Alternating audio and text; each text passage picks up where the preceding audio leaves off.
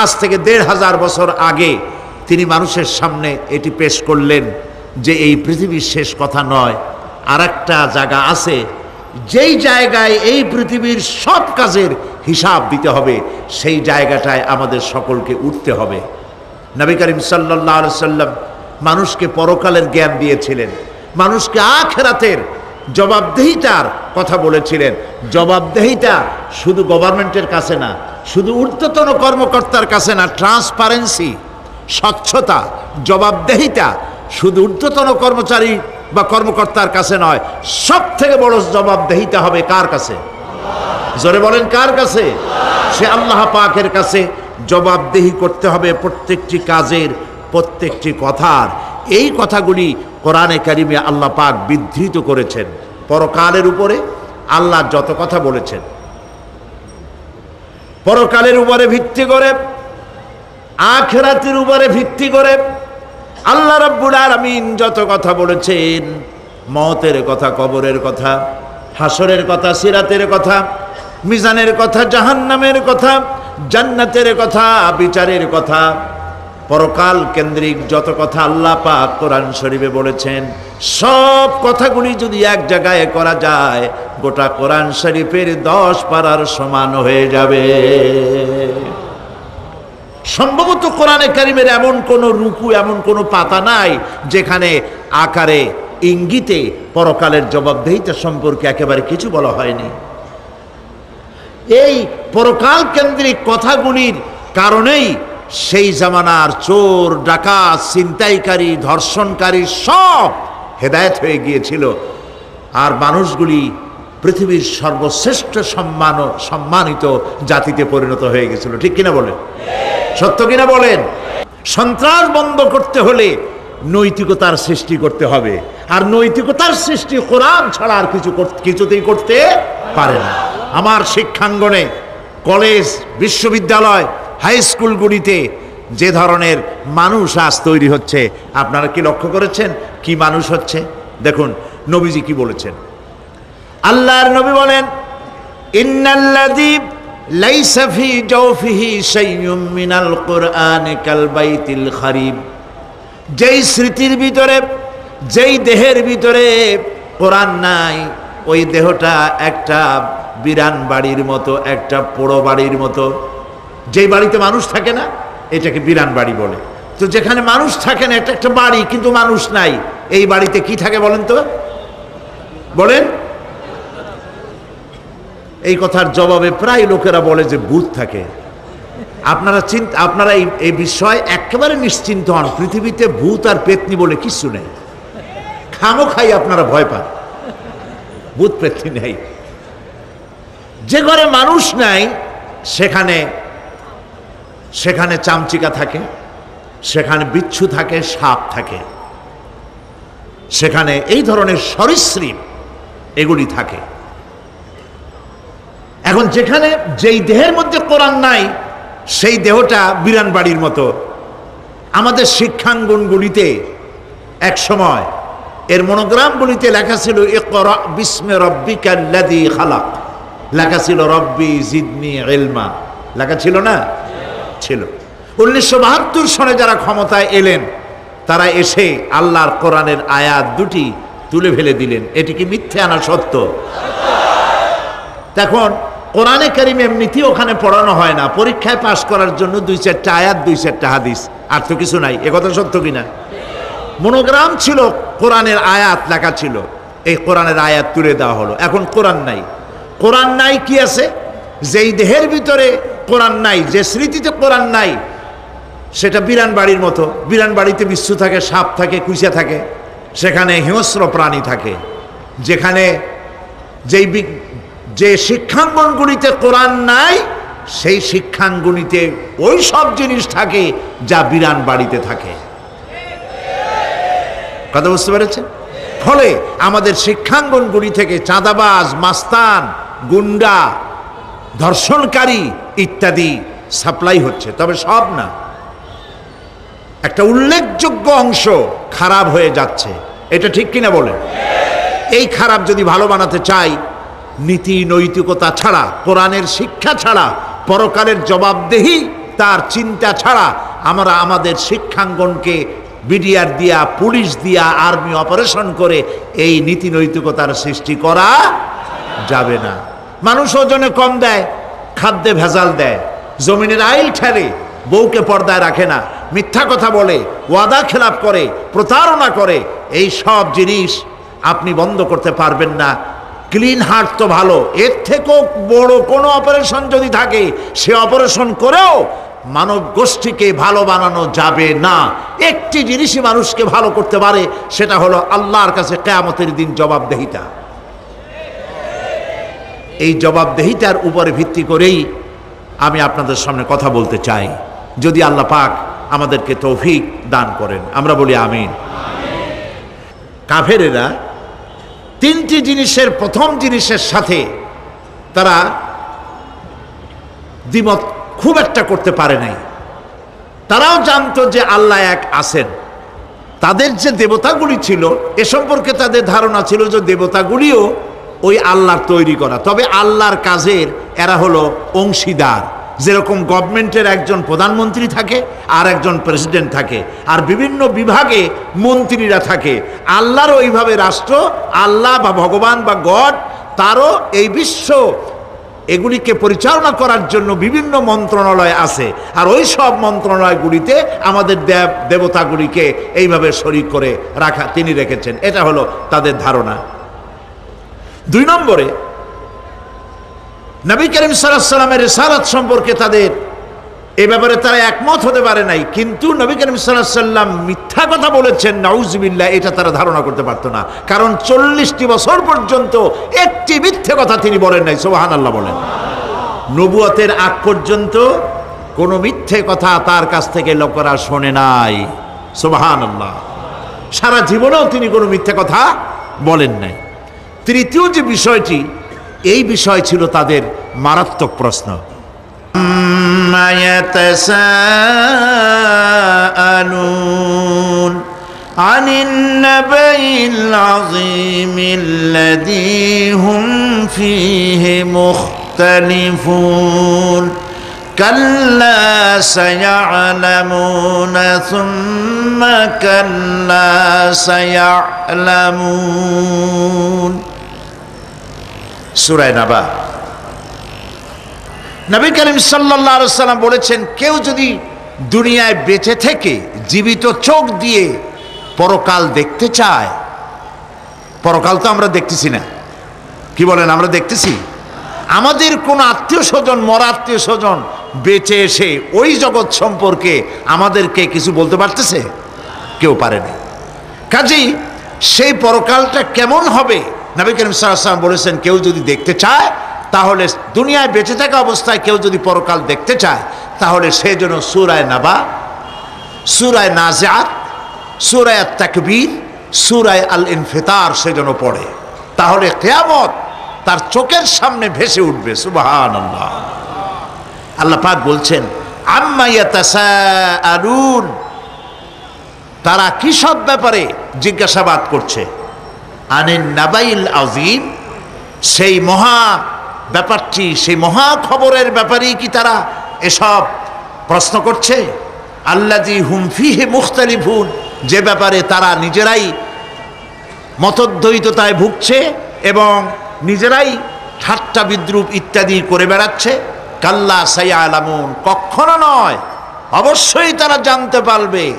সুম্মা কাল্লা সায়া'লামুন, পুনরায় বলছি, অবশ্যই তারা এই বিষয়টি জানতে পারবে। এ হলো আয়াত যদ্দূর পড়েছিলাম তার শাব্দিক তর্জমা। এরা আম্মা ইয়াতাসাআলুন আনিন নাবাইল আযীম, নাবাইল আযীম বলতে কিয়ামত এবং পরকালকে বোঝায়। ইয়াতাসাআলুন বলতে জিজ্ঞাসাবাদ, পরস্পর পরস্পরকে তারা জিজ্ঞাসা করতো, কি ভাই আমরা নাকি মরে যাব, তারপর নাকি জিন্দা হব, এটা কেমন কথা? আল্লাযী হুম ফীহি মুখতালিফুন, যে বিষয় নিয়ে তারা, পরকালের বিষয়টি নিয়ে পরস্পর পরস্পরে ঠাট্টা করত, বিদ্রুপ করত। পরকাল সম্পর্কে অবিশ্বাসী যারা ছিল তাদের প্রশ্নগুলো কিরকম ছিল, কোরআনে কারীম তা বিধৃত করছে। প্রিয় ভাই সব, কোরআন কোনো গোপন কিতাব নয়। আল্লাহ পাক কোনো জিনিস গোপন রাখেন নাই, সব জিনিসকে মানুষের সামনে স্পষ্ট করে দিয়েছে। সুবহানাল্লাহ বলেন। কিন্তু এখানে একটা দুঃখ আছে, সেটা হলো এই যে কোরআন শরীফ সম্পর্কে আমাদের মুসলমানদের একটি গ্রুপ, একটি দল, তারা বলে বেড়ান যে কোরআন তো আসলে আমরা বুঝবো না, আমরা হলাম পাবলিক, কোরআনের আমরা বুঝবো কি, এগুলি সব আলেম ওলামাদের কাম, আমরা বুঝবো না। আসেন আমাদের অন্যরা কি বলে, হুজুররা কি বলে দেখি, সেই সব বইপত্র পড়ি। প্রিয় ভাই, সব বুজুর্গরা মুরব্বীরা যে কথা বলেন সে কথা যে সঠিক তা বোঝার জন্যই তো কোরআন প্রয়োজন। কোরআনই যদি না বুঝলেন তাহলে তারা আপনাদেরকে বিভ্রান্ত করছে কিনা সেটা তো আপনি বুঝতে পারবেন না। কথা ঠিক কিনা বলেন? এখন কোরআন বোঝা যারা বলেন যে এটা কোরআন বোঝা সহজ নয়, কঠিন, আমার চিন্তায় এই লোকগুলি, এই বিশাল একটি গ্রুপ, একটি দল, শয়তানের বড় রকমের ওয়াসওয়াসার ভিতরে তারা নিমজ্জিত হয়ে গেছে।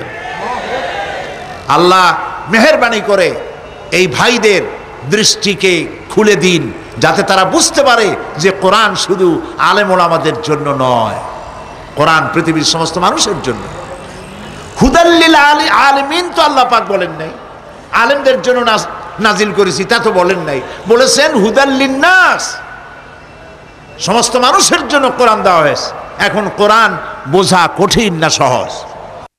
এই প্রশ্নের জবাবে আল্লাহ রাব্বুল আলামিন, আমরা প্রশ্ন করব, আমাদের প্রশ্ন করার অনেক আগে আল্লাহ রাব্বুল আলামিন সূরা কামারের ভিতরে একটি প্রশ্নের জবাব 4 বার দিয়েছেন। আল্লাহ পাক বলেছেন, ওয়া লাকাদ ইয়াসসারনাল কুরআনা লিযিকর ফাহাল মিন মুদ্দাকির। আল্লাহ পাক বলেন, আমি আল্লাহ অবশ্যই কোরআনকে মুখস্থ করার জন্য আর কোরআন বোঝার জন্য মানুষের কাছে আমি সহজ করে দিয়েছি। ফাহাল মিন মুদ্দাকির, আছে কে কেউ এর থেকে উপদেশ গ্রহণ করার? 4 বার আল্লাহ পাক বলেছেন সূরা কামারের ভিতরে, অবশ্যই কোরআন আমি বোঝার জন্য সহজ করে দিয়েছি। সুবহানাল্লাহ বলেন। আমরা বুঝতে চাই না, তাহলে বুঝবো কি করে? বুঝতে চাইলেই তো আমরা বুঝতে পারবো, চেষ্টা করলেই বুঝতে পারবো। কোরআনে কারীমের এই সূরাটির দিকে লক্ষ্য করেন, আল্লাহ পাক বলছেন কাফেরেরা এটা বিশ্বাস করতো না। বিশ্বাস না করে তারা কি সব প্রশ্ন উঠাইতো, সেই প্রশ্নগুলো আল্লাহ পাক তুলে ধরেছেন। আরেকটি জিনিস লক্ষ্য করুন, আল্লাহর চাইতে শক্তিধর পৃথিবীতে কেউ আছে? আকাশে কেউ আছে? কোথাও কেউ আছে? কেউ নাই। আল্লাহরে অস্বীকার করছে একদল লোক, বলতেছে মানি না। আল্লাহ পাক ফেরেশতা পাঠায় দিলেন, ওদের গর্দান পিটাই ভাঙ্গে দাও, আমারে মানে না কে? এইরকম কি আল্লাহ করছে? না, করেন নাই। ওরা বলে পরকাল মানি না, আল্লাহরে মানি না।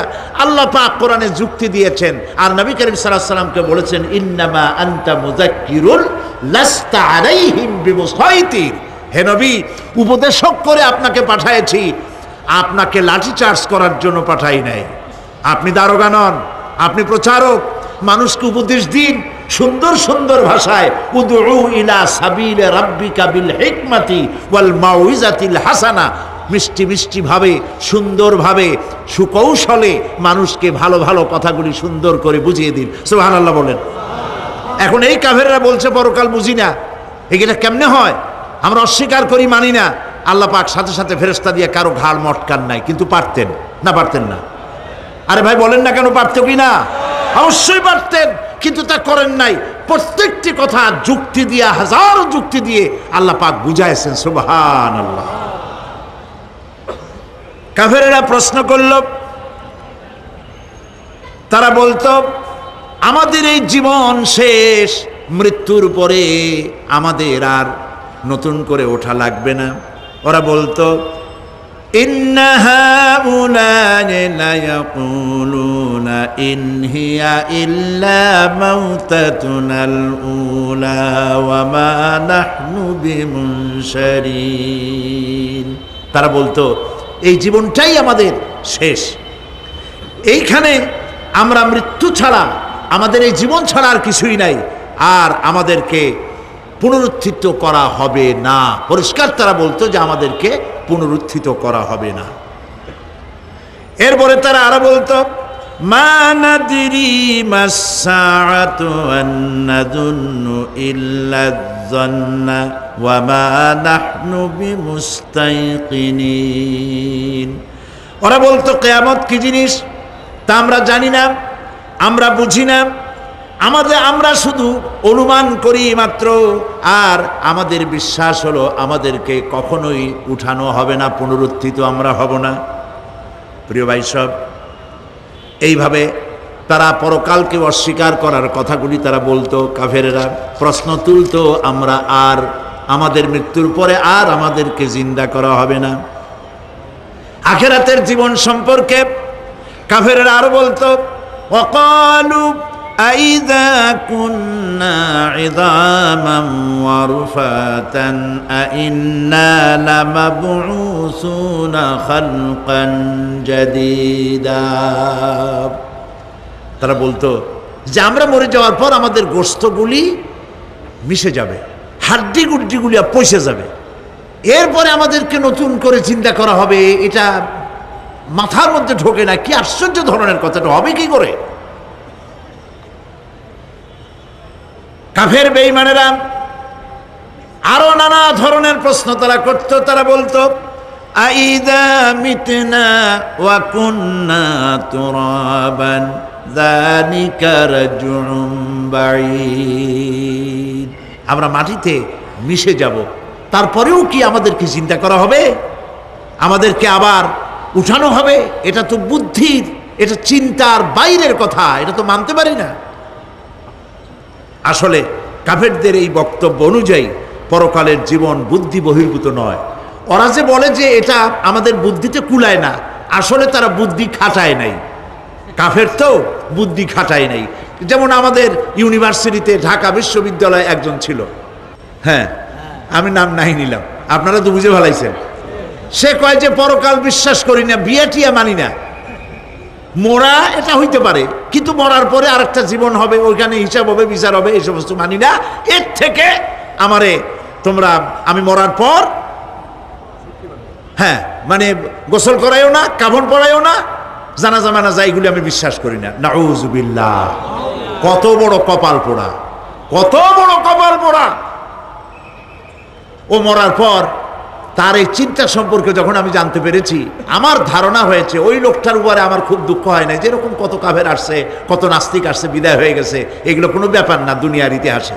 সব থেকে বড় ব্যাপার হলো এই লোকটি বাংলা বিভাগে বছরের পর বছর, যুগের পর যুগ শিক্ষকতা করেছে ঢাকা বিশ্ববিদ্যালয়ে।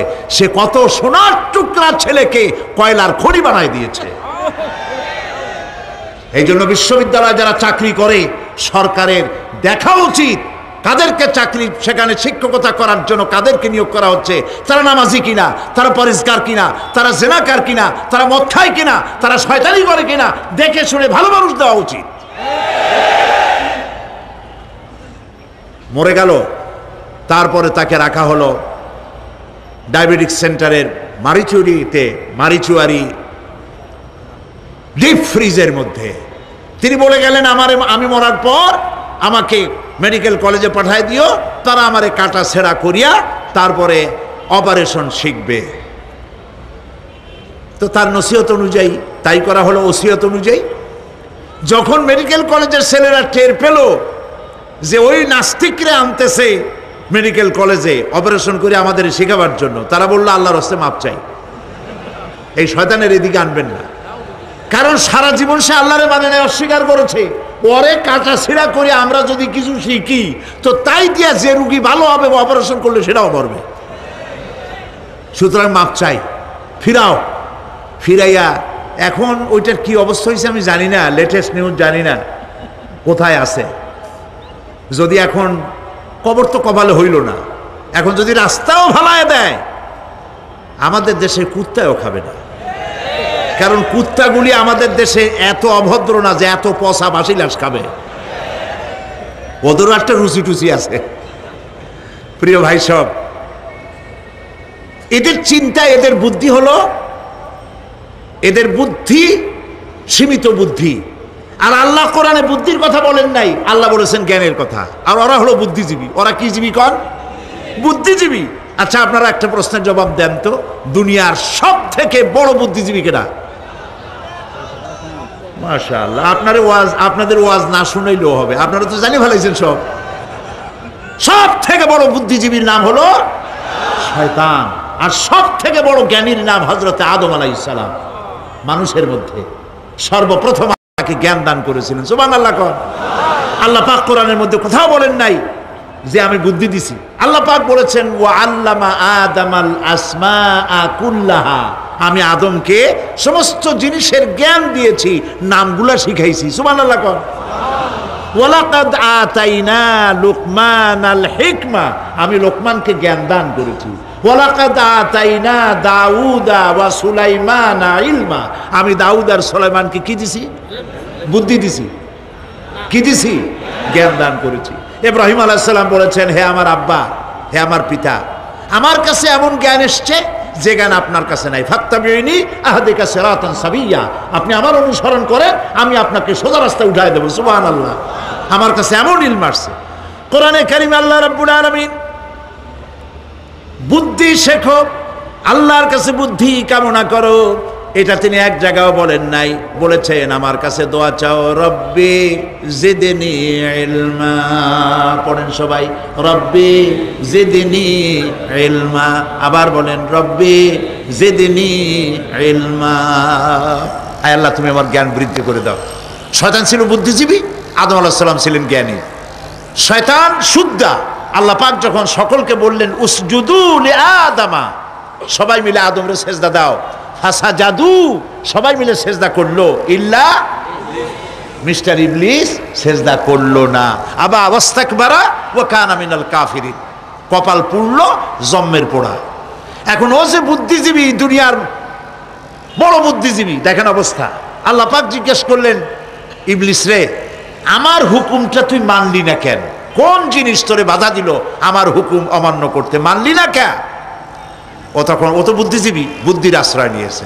সে বলছে, আল্লাহ পাক, এটা মানি নাই একটা বৈজ্ঞানিক কারণেই, একটি দার্শনিক কারণেই মানতে পারি নাই। কারণ হচ্ছে খালাকতানি মিন নার ওয়া খালাকতাহু মিন তিন, তারে বানাইছো মাটি দিয়া, আমারে বানাইছো আগুন দিয়া, আনা খায়রুম মিনহু, আমি ওর থেকে অনেক ভালো। নাউযুবিল্লাহ। কত বড় কপাল পোড়া। আগুনের গতি হলো ঊর্ধ্বমুখী, মাটির গতি নিম্নমুখী। ঊর্ধ্বগতি সম্পন্ন একটা জিনিসকে নিম্নমুখী জিনিসের সামনে মাথা নত করতে বলা তোমার একটা অবৈজ্ঞানিক অদার্শনিক হুকুম হয়ে গেছে। নাউযুবিল্লাহি মিন যালিক। আল্লাহ পাক বললেন, ইন্নাকা রাজিম, মরদুদ, বিতাড়িত, সব আমল বরবাদ করে দিলাম। দেখেন, অপরাধ শয়তান করেছে, অপরাধ আদম আলাইহিস সালামও করেছে। একজন অপরাধ করে শয়তান হয়ে গেল, আর একজন অপরাধ করে আল্লাহর পয়গম্বর হয়ে গেলেন। সুবহানাল্লাহ বলবেন না? কেন? কারণ হলো শয়তান বুদ্ধিজীবী, বুদ্ধির আশ্রয় নিল। আদম আলাইহিস সালাম তিনি বুদ্ধির আশ্রয় নেন নাই, তিনি আকলের, তার জ্ঞানের কাছে তিনি আশ্রয় নিয়েছেন। অর্থাৎ তিনি চিন্তা করতেছিলেন যে আল্লাহ পাক আমাকে নিষেধ করলেন একটা গাছের কাছে যেতে, আমিও গেলাম, বউও গেল, যা নিষেধ করলেন সেটা করলাম। এখন যদি আল্লাহ আমারে প্রশ্ন করেন যে আমার হুকুম অমান্য করলা কেন, কি জবাব দেব? আদম আলাইহিস সালাম জবাব খুঁজে পাচ্ছিলেন না। কিন্তু আমি ওই আয়াত তেলাওয়াত করার পর সর্বপ্রথম সেই ছাত্র জীবনে আমি চিন্তা করলাম জবাব তো একটা দিতে উনি পারতেন। ছাত্র মানুষের মধ্যে তো নানান চিন্তা আসে, তো আমার চিন্তা আসলে উনি একটা জবাব তো দিতে পারতেন, আমাদের আবাল বাসার একটা জবাব তো দিতে পারতেন, এই যে আল্লাহ পাক সবই ঠিক আছে, অপরাধ আমি করেছি, ভুল আমি করেছি, কিন্তু আমার এটা জানতে ইচ্ছে হয় জান্নাতের সমস্ত নাজ নেয়ামত আমার জন্য তুমি জায়েজ করে দিলা, যে গাছটার কাছে যাওয়া যাবে না, ফল খাওয়া যাবে না, এরকম একটা গাছ জান্নাতের মধ্যে বানাইয়া আমারই বিপদে ভালাইলা কেন? এরকম একটা জবাব তিনি দিতে পারতেন, কিন্তু তিনি দেন নাই। কারণ তিনি বুঝতে পেরেছেন মহাশক্তিধর আকাশ আর জমিনের মালিক আল্লাহ রাব্বুল আলামিনের সামনে আর্গুমেন্ট চলে না, তার সামনে আর্গুমেন্ট চলে না, সারেন্ডার চলে, আত্মসমর্পণ করা চলে। হযরত আদম আলাইহিস সালাম কোন আর্গুমেন্টের কাছে গেলেন না, কেঁদে কেঁদে অস্থির হয়ে যাচ্ছেন। আল্লাহ রাব্বুল আলামিন যখন প্রশ্ন করবেন, আদম রে আমার হুকুম ভাঙলি কেন, অমান্য করলি কেন, কি জবাব দেব? আর ঠিক সেই মুহূর্তেই রব্বুল আলামিন প্রশ্ন করলেন, আদম রে আমার হুকুম অমান্য করলে কেন? হযরতে আদম আলাইহিস সালাম কোনো বুদ্ধির আশ্রয় না নিয়া তার জ্ঞান তাকে বলে দিল। আল্লাহ তাকে কালেমা শিখাই দিলেন। উদ্বুদ্ধ হয়ে তিনি আল্লাহ রাব্বুল আলামিনের সামনে মাথা নত করে দিয়ে বললেন, রব্বানা যালামনা আনফুসানা ওয়া ইল্লাম তাগফির লানা ওয়া তারহামনা লানাকুনান্না মিনাল খাসিরিন। রব্বানা যালামনা, হে আল্লাহ আমি আমার নফসের পরে, যালামনা আনফুসানা আমি আমার নফসের পরে জুলম করেছি, অত্যাচার করেছি। ওয়া ইল্লাম তাগফির লানা, তুমি যদি আমাকে ক্ষমা না করো। জ্ঞান কত দেখেন, শুধু ক্ষমা চান নাই, বলেছেন তুমি যদি আমাকে ক্ষমা না করো, ওয়া তারহামনা আর যদি দয়া না করো, লানাকুনান্না মিনাল খাসিরিন আমি ক্ষতিগ্রস্ত হয়ে যাব। কতটা জ্ঞানের অধিকারী তিনি!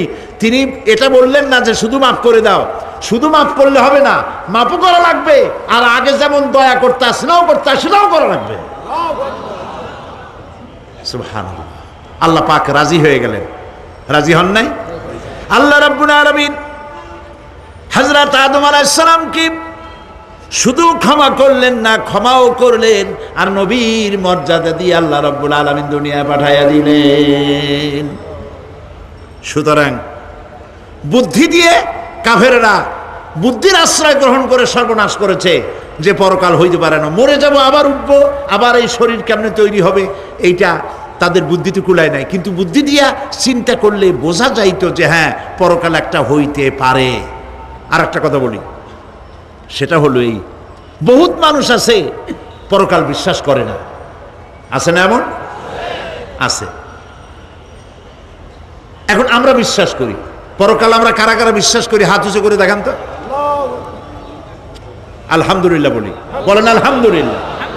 এখন যারা বিশ্বাস করে না তাদেরকে জানাতে চাই, আমরা যারা পরকালে বিশ্বাস করি, তাহলে পরকাল যদি না হয়, কিয়ামত যদি না হয়, বিচার আচার যদি কিছু না হয়, আমরাও বেঁচে গেলাম, আপনারাও বেঁচে গেলেন। কিন্তু সত্য সত্যই যদি পরকাল একটা হয়, বিচার যদি হয়, আমরা বেঁচে যাব, ফেসে যাবা তোমরা।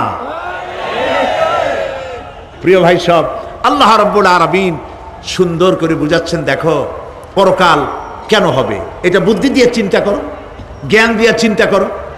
সারা বছর ব্যবসা করার পর হিসাব নিকাশের একটা দিন আসে, আসে না? পড়েন আসে কিনা? হিসাব নিকাশের একটা দিন আসে সারা বছর ব্যবসা করার পর, সারা বছর লেখাপড়া করার পর, তারপরে কি বলে পরীক্ষা দেওয়ার একটা দিন আসে, আসে না? তো সারা জীবন আপনি এখানে কাজবাজ করবেন, এখানে আপনি ভালো করলেন মন্দ করলেন, এর কোনো জবাব হবে না, বিচার হবে না। এটা পাগলে চিন্তা করতে পারে, আর পাগলেরা চিন্তা করে বলেই তারা বলে, পাগলেরই এটা কথা, মাটির পুতুল যেমনে নাচায় তেমনে নাচি, পুতুলের কি দোষ। মরিয়া দেখেন, এই গান যারা বিশ্বাস করে, মরিয়া দেখেন অবস্থাটা কি হয়। ফেরেশতারা আসা ধোপায় যেমন কাপড় আশ্রায়, ওই রকম ঠ্যাং ধরিয়া কবরের মধ্যে আশ্রাবে, আর বলবে যেমনে আশ্রায় তেমনে আশ্রাই, ফেরেশতার কি দোষ। কাজে এই পৃথিবী শেষ কথা নয়, মৃত্যু অবধারিত, মরা লাগবে না। এবার দেখেন আল্লাহ কি বলেন, আল্লাযী খালাকাল মাউতা ওয়াল হায়াতা লিয়াবলুয়াকুম আইয়ুকুম আহসানু আমালা। আল্লাহ পাক বলছেন, আমি মৃত্যু আর জীবন সৃষ্টি করেছি। কেন করেছি লক্ষ্য করুন, লিয়াবলুয়াকুম, যাতে করে আমি তোমাদেরকে পরীক্ষা করে নিতে পারি। কি ব্যাপারে? আইয়ুকুম আহসানু আমালা, আমলের দিক থেকে, নেক কাজের মধ্য থেকে, ভালো কাজ এবং খারাপ কাজের মধ্য থেকে, আইয়ুকুম আহসানু আমালা থেকে তোমাদের মধ্যে কে উত্তম, কে ভালো মানুষ, এইটার পরীক্ষা নেওয়ার জন্য আমি মৃত্যু আর জন্মের সৃষ্টি করেছি। প্রিয় ভাই সব, খুব লক্ষ্য করুন,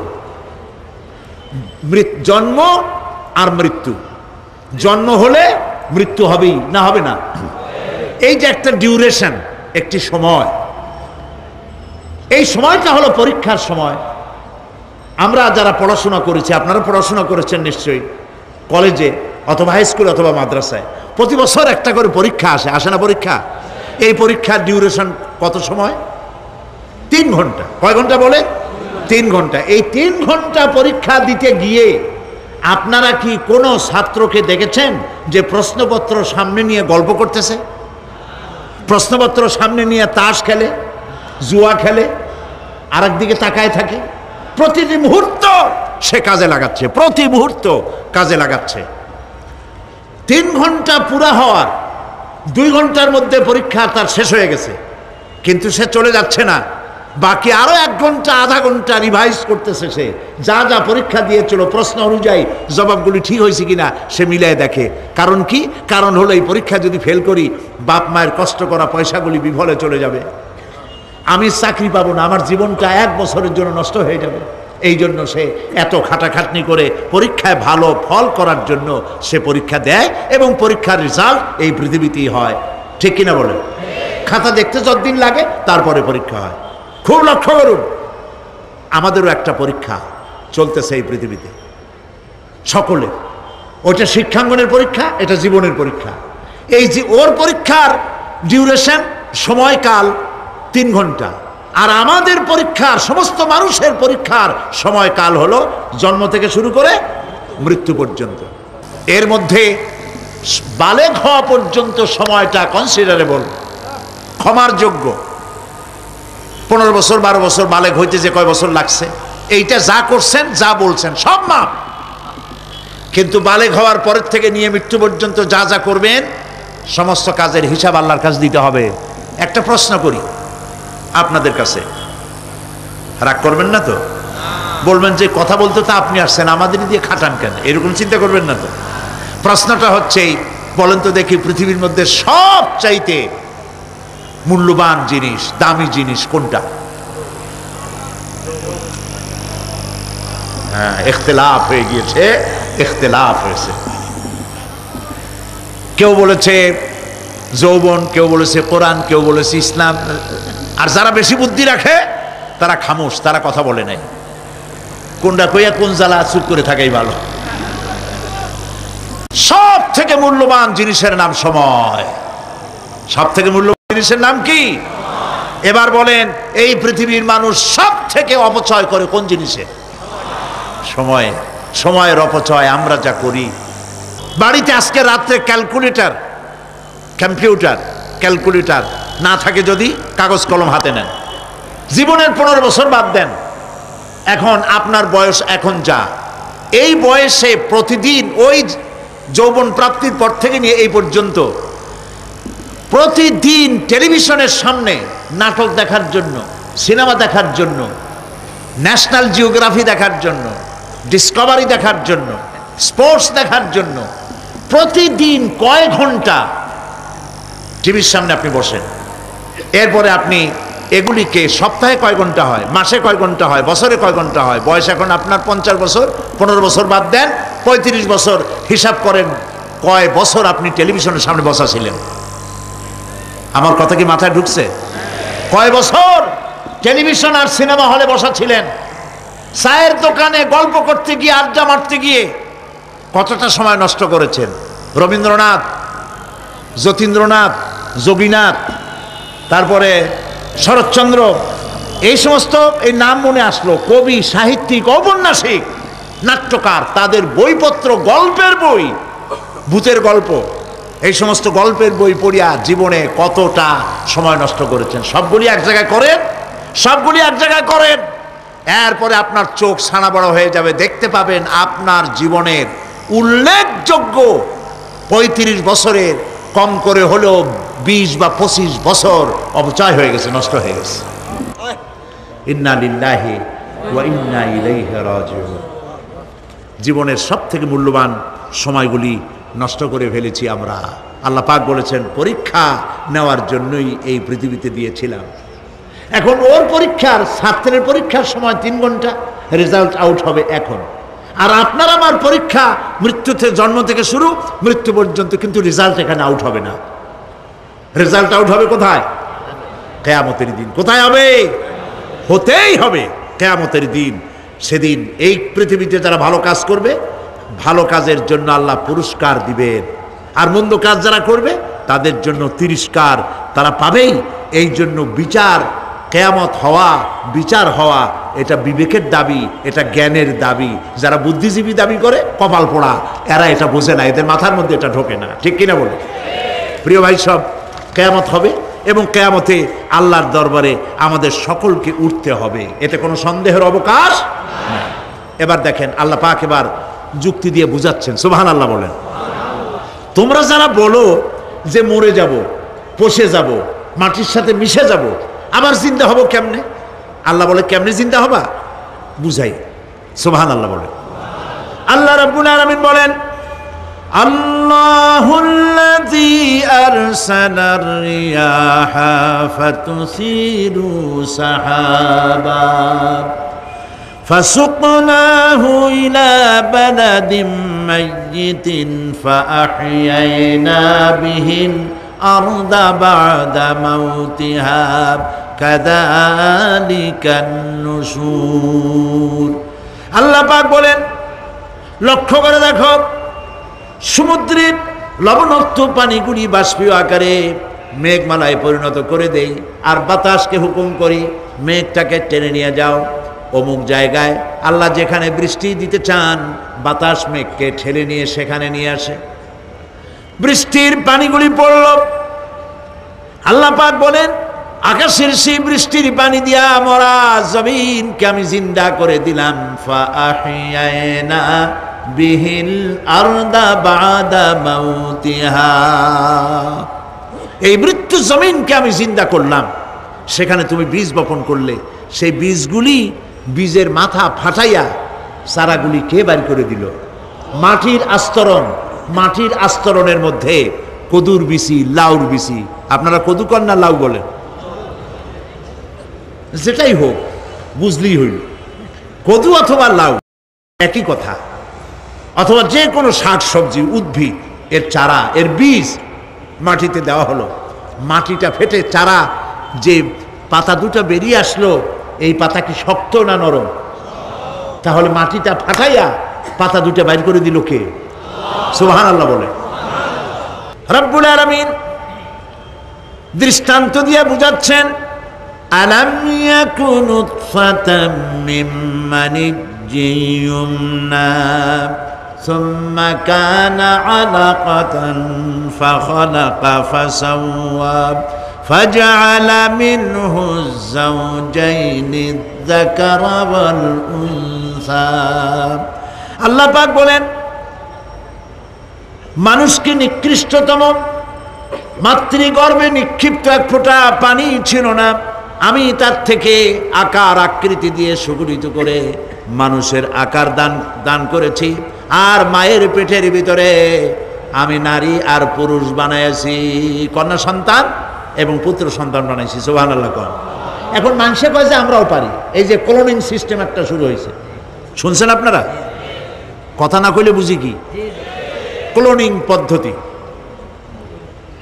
এটি ক্লোনিং পদ্ধতি, বিজ্ঞানীরা যারাই কাজটা করতেছে, তারা বিশ্ব সভ্যতাকে বিনষ্ট করার একটি মারাত্মক কাজে তারা হাত দিয়েছে।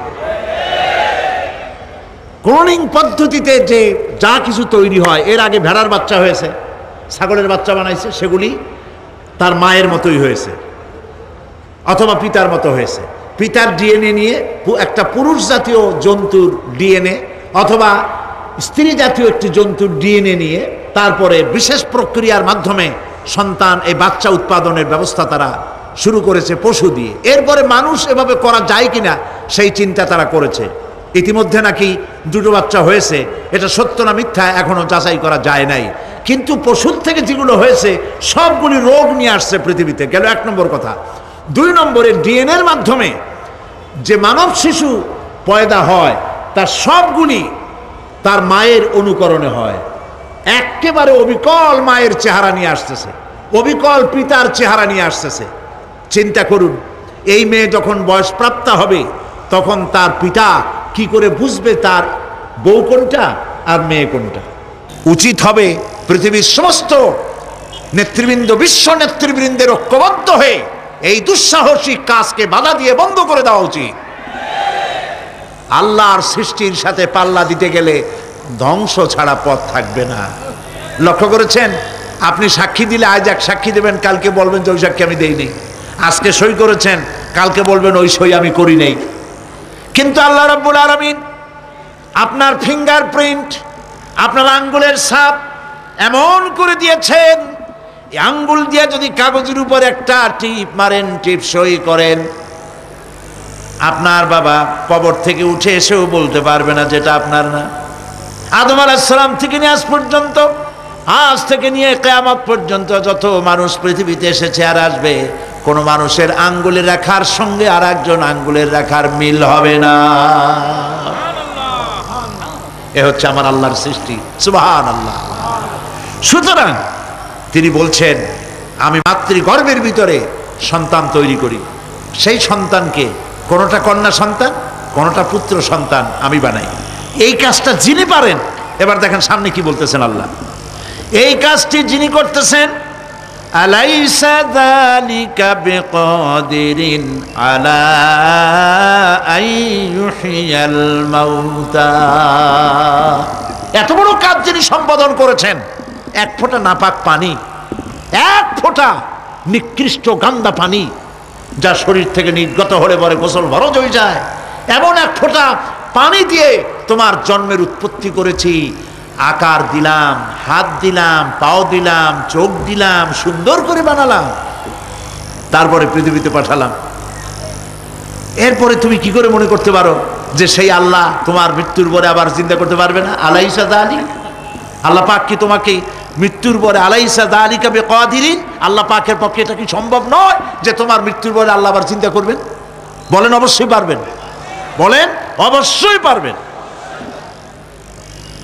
প্রিয় ভাই সব, আল্লাহ পাকের পরে বলছেন, ইয়া আইয়ুহান নাসু ইন কুনতুম ফি রাইবিম মিনাল বা'সি ফাইন্না খালাকনাকুম মিন তুরাব। হে মানব সকল, যদি সন্দেহ হয় যে আমি তোমাদের পরকাল সম্পর্কে, যদি পুনরুত্থান সম্পর্কে যদি তোমাদের সন্দেহ হয়, জানা থাকা উচিত আমি তোমাদেরকে মাটি দিয়ে সৃষ্টি করেছি, মাটির উপকরণ দিয়ে সৃষ্টি করেছি। এই মাটির সাথে মিশে যাবা, আবার উঠানো হবে। মাটিতে কবরের মধ্যে মুর্দা রাখার সময় কি বলি আমরা? মিনহা খালাকনাকুম ওয়া ফিহা নুঈদুকুম। পড়েন সবাই, মিনহা খালাকনাকুম ওয়া ফিহা নুঈদুকুম ওয়া মিনহা নুখরিজুকুম তারাতান উখরা। মাতৃগর্ভের ভিতরে মানুষকে আল্লাহ রাব্বুল আলামিন হাত পাও চক্ষু কর্ণনাসিকা দিয়ে সুন্দর করে মায়ের পেটের ভিতরে বানায়া এই পৃথিবীতে আল্লাহ পাক পাঠায় দেন। আর আল্লাহ পাক বলেন, সুম্মা নুখরিজুকুম তিফলা, বাচ্চার আকারে মায়ের পেট থেকে বের করে দিলাম।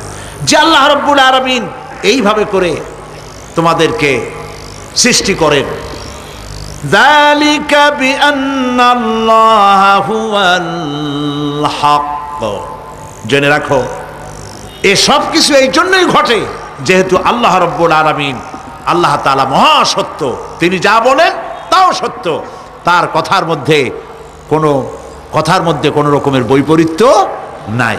ব্যারোমিটার যন্ত্র আছে, যে যন্ত্রের মাধ্যমে আবহাওয়া মাপা হয়, বৃষ্টি হবে কি হবে না, ঝড় হবে কি হবে না, জলোচ্ছ্বাস হবে কি হবে না, এগুলি ব্যারোমিটার যন্ত্র দিয়া, আবহাওয়া মাপা যন্ত্র দিয়ে তারা মাপে।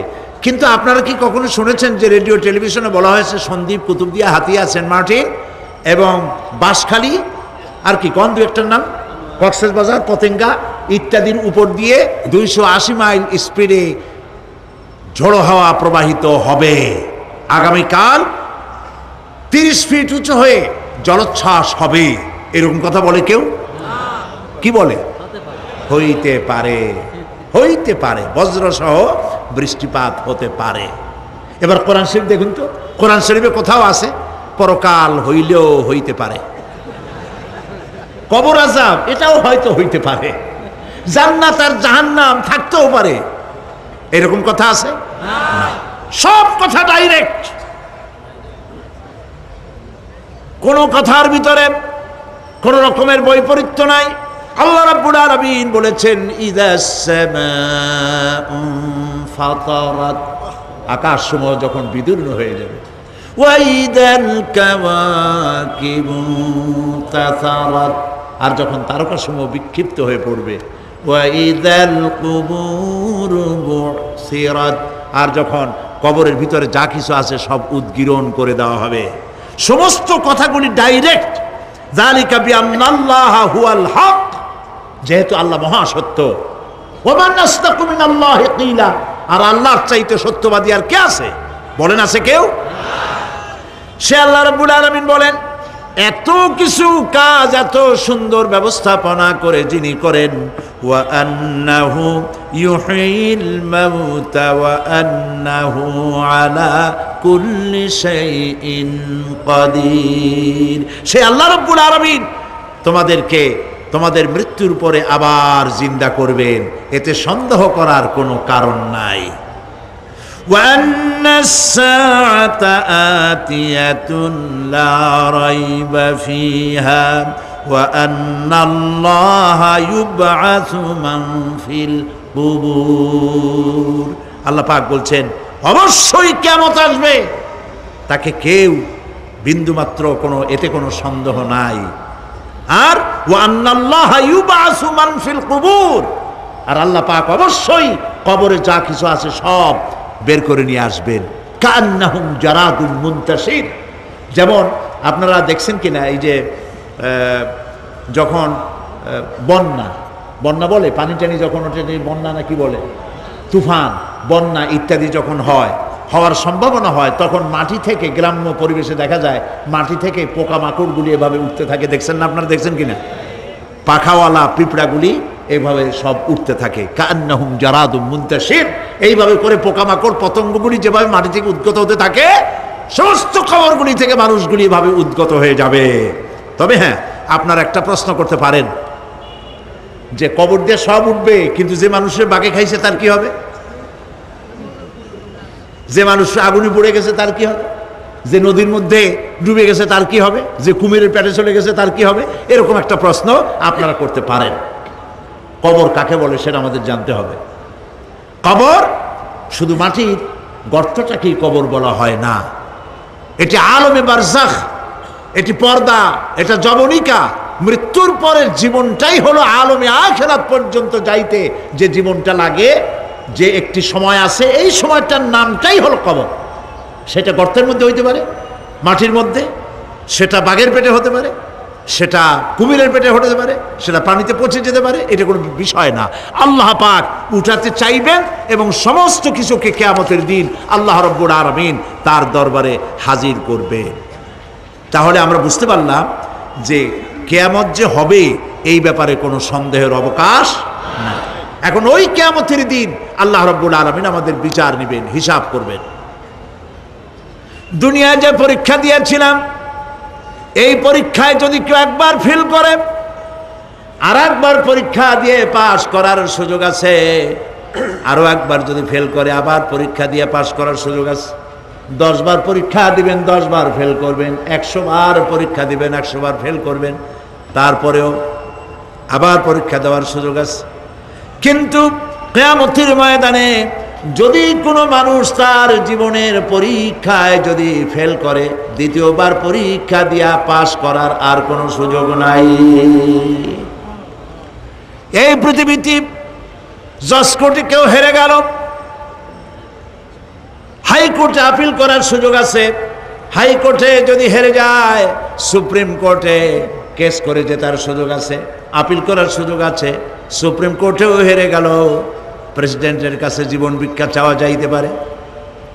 কিন্তু কিয়ামতে আখিরাতে আদালতে ওই জায়গায় মানুষ যদি একবার তার জীবনের মামলায় হেরে যায়, দ্বিতীয়বার আপিল করার আর কোনো জায়গা নাই।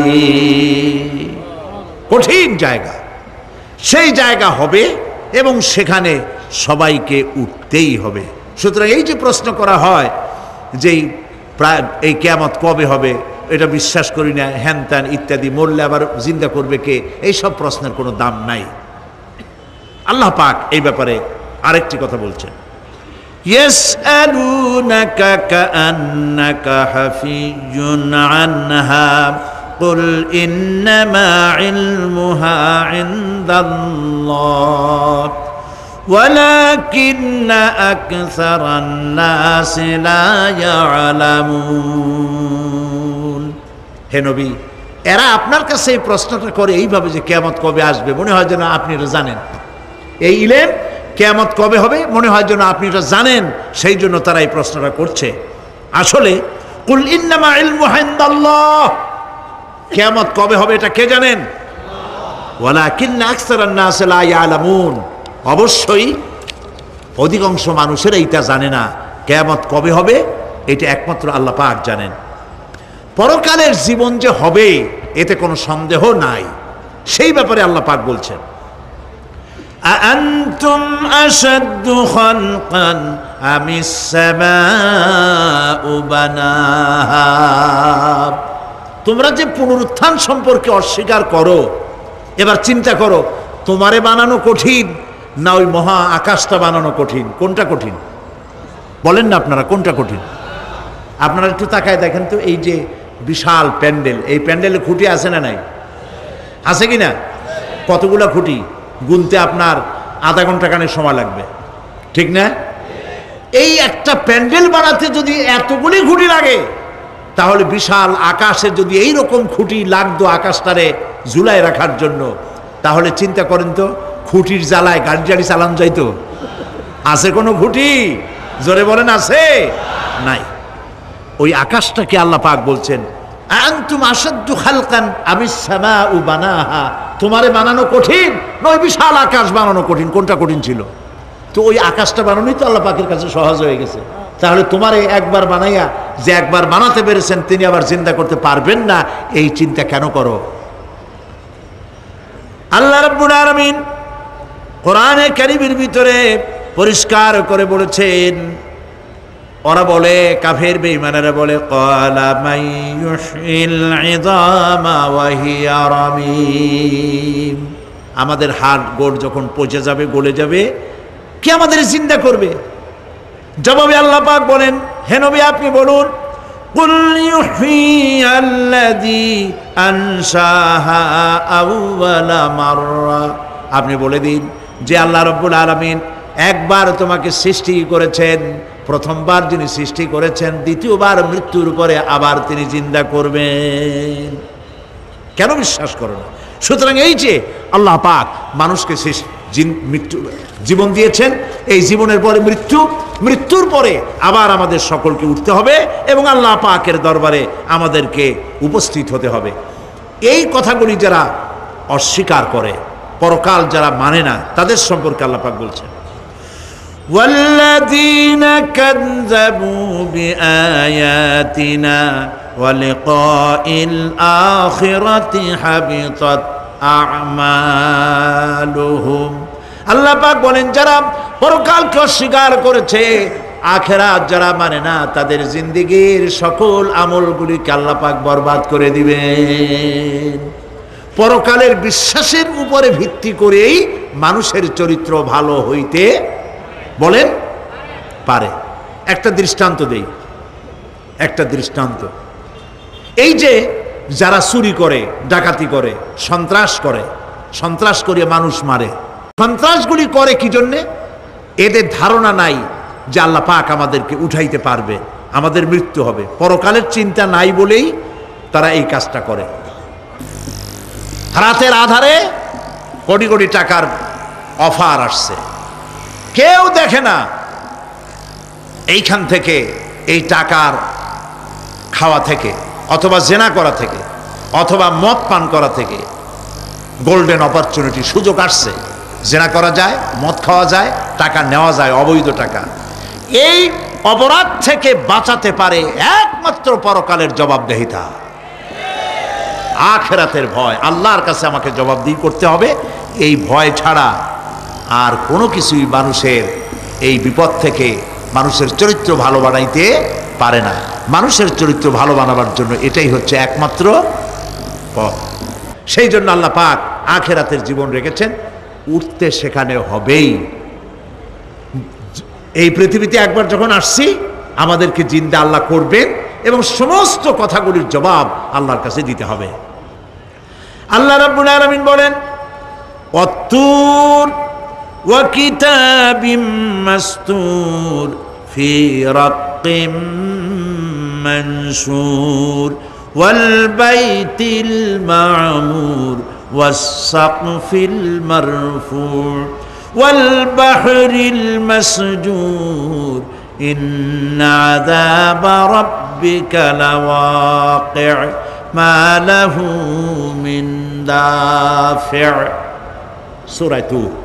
আল্লাহ পাক বলছেন তুর পাহাড়ের শপথ, তুর পাহাড়ের শপথ, সেই প্রকাশ্য পবিত্র গ্রন্থের শপথ যা লিপিবদ্ধ রয়েছে মসৃণ ঝিল্লিতে, চর্ম ঝিল্লিতে লিপিবদ্ধ রয়েছে। আরো শপথ বাইতুল মামুরের, আরো শপথ সুউচ্চ আকাশের, আরো শপথ উচ্ছ্বাসিত তরঙ্গায়িত সমুদ্রের। নিশ্চয়ই সেই আযাব আসবে, আযাব মানে কিয়ামত, সেই পরকাল অবশ্যই আসবে।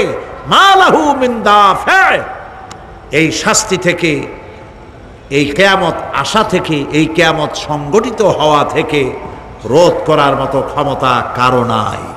সুবহানাল্লাহ। এখন আল্লাহ পাক তুর পাহাড়ের কসম করছেন।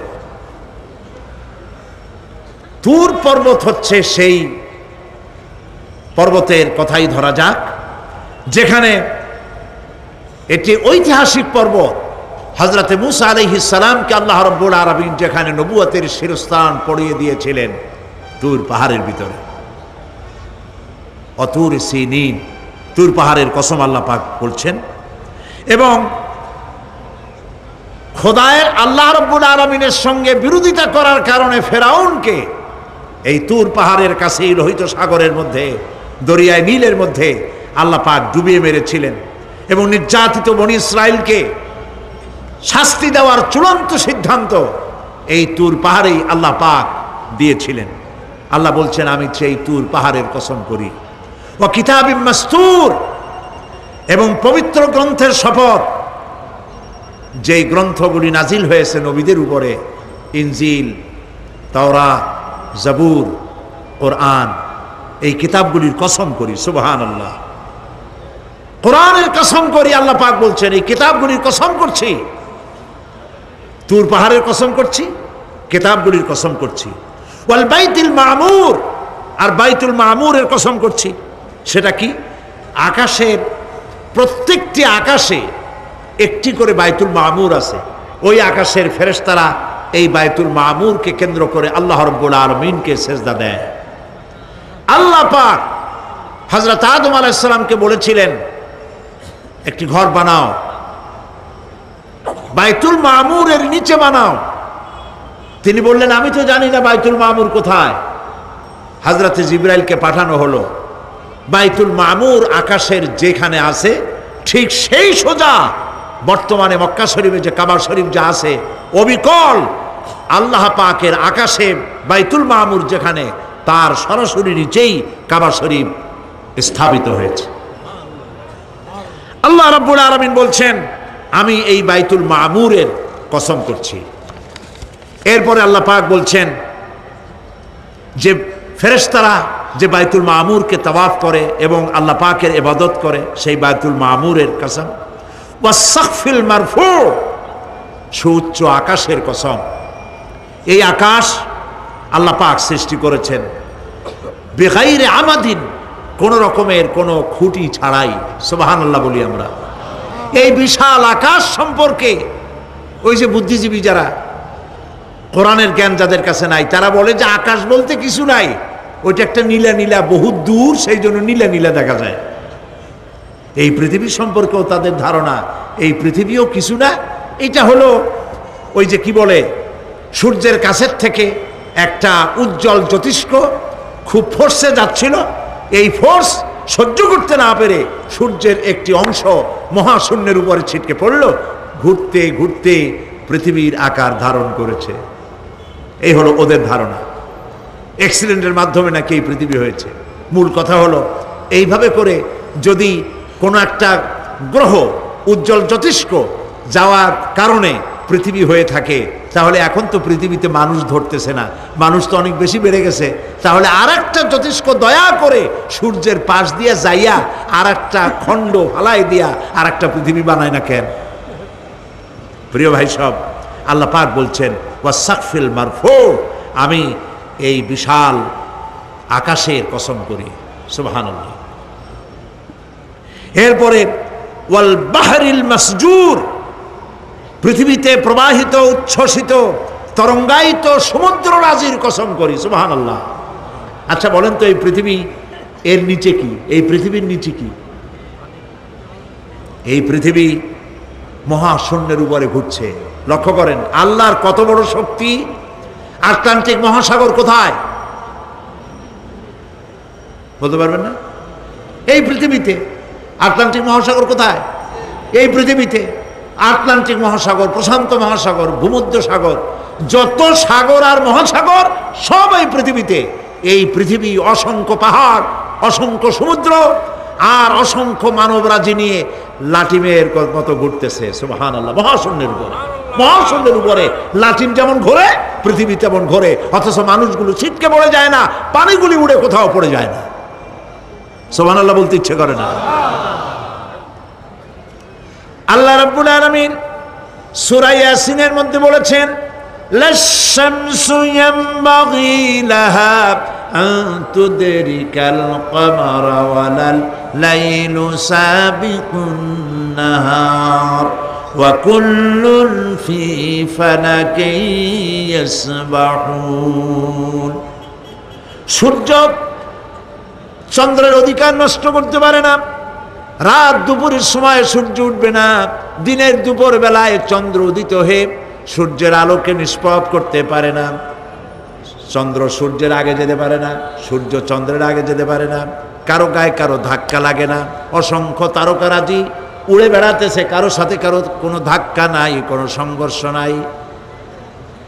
মহাশূন্যের উপরে সূর্য চন্দ্র যেমন ঘোরে, ওয়া কুল্লুন ফি ফালাকি ইয়াসবাহুন, চাঁদ আর সূর্য যেমন ঘোরে, মহাশূন্যে যা আছে তাও ঘোরে। এই পৃথিবীটা মহাশূন্যের উপরে, গোটা পৃথিবী সমস্ত সমুদ্র আর মহাসমুদ্র নিয়ে সব ঘুরতেছে। সুবহানাল্লাহ। ওয়াল বাহরিল মাসজুর, তরঙ্গায়িত উচ্ছ্বসিত সমুদ্র রাজির কসম করি। সমুদ্র সন্দ্বীপ যাওয়ার সময় কেমন অবস্থা হয় যদি তুফানে পড়েন? দাল্লা মান তাদউনা ইল্লা ইয়াহু, সকলের কথা মানুষ ভুলে যায়। মৌজুন কাল জিবাল, পাহাড়ের মতো যখন ঢেউগুলো আসতে থাকে সবাই সব ভুলে যায়, তখন মনে পড়ে শুধু আল্লাহ। কি মনে পড়ে? আল্লাহ। আল্লাহ কত বড়, সমুদ্রের কাছে যাই দেখেন। সুবহানাল্লাহ। এই বিশাল বিশাল সমুদ্র রাজির কসম করছি। এতগুলি কসম করে আল্লাহ পাক কোরআনে কারিমের মধ্যে বলছেন, দেখো এই সব জিনিসগুলি আমি সৃষ্টি করেছি, আর এই জিনিসগুলির কসম করে বলছি সেই পরকাল অবশ্যই অনুষ্ঠিত হবে, সেই আযাব আসবে। কেউ এই পরকাল অনুষ্ঠিত হওয়া থেকে কেউ ফিরাইয়া রাখতে পারবে না। এখন তোমরা প্রশ্ন করতেছ আল্লাযী ফীহি আল্লাযী হুম ফীহি মুখতালিফুন, এই ব্যাপারে তোমরা ইখতিলাফ করতেছ, মতবিরোধ করতেছ, ঠাট্টা করতেছ, বিদ্রূপ করতেছ। কাল্লা সায়ালামুন, অবশ্যই তোমরা জানতে পারবে। সুম্মা কাল্লা সায়ালামুন, অবশ্যই তোমরা জানতে পারবে সেই পরকাল হবে, এতে কোনো সন্দেহ নাই। সুবহানাল্লাহ। রব্বানা লা তুযিগ কুলুবানা বা'দা ইয হাদাইতানা ওয়া হাব লানা মিন লাদুনকা রাহমাতান ইন্নাকা আনতাল ওয়াহ্হাব। হে আল্লাহ তাআলা, দীর্ঘক্ষণ ধরে তোমার কোরআনের কথা শুনে তোমার দরবারে হাত তুলেছি, দয়া করে মেহেরবানি করে আমাদের জিন্দেগির গুনাহ খাতাকে মাফ করে দাও। আমাদের মা বাপ মুরব্বিয়ান যারা কবরে চলে গেছে, আল্লাহ তাআলা কবরগুলিকে জান্নাতের টুকরায় পরিণত করে দাও। রব্বুল আলামিন, যেই পরকালের কথা, কিয়ামতের কথা আলোচনা করলাম, সেই কঠিন হাসরের ময়দানে যেদিন পায়ের নিচে হবে তামার মতো মাটি, আর মাথার উপরে প্রকাণ্ড সূর্যের তাপে গুনাহগারের মাথার চান্দি ফেটে গিয়া মগজগুলি গলে গলে নাক কান দিয়ে বেয়ে পড়তে লাগবে। জিহ্বাটা পানির পিপাসায় কুকুরের মতো ঝুলে নাভিস্থল পর্যন্ত পড়ে যাবে। ময়দানে সারা পড়বে পানি পানি বলে। আল্লাহ তাআলা ওই দিনে তোমার হাবিবের হাতের কাউসারের পেয়ালা আমাদের নসিব করে দিও।